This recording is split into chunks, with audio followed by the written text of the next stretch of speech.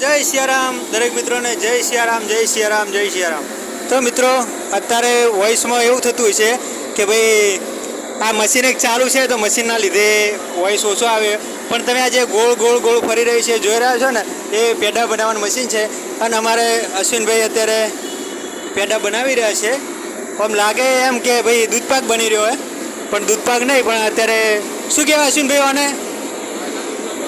એ નહીં, આમ આ પ્રોસેસને શું કહેવાય? આને બોઇલર પ્રોસેસ કહેવાય છે।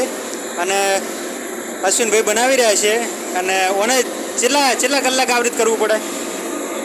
હે અડધો કલાક આવૃત કરવું પડે। લગભગ 20-25 લીટર દૂધ હશે ઓછામાં ઓછું।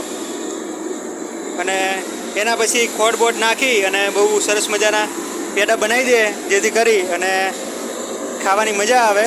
અને સરસ મજાનું તમે જોઈ શકો છો કે સરસ મજાના પેડા બનાવવાની પ્રોસેસ અહીં ચાલુ છે।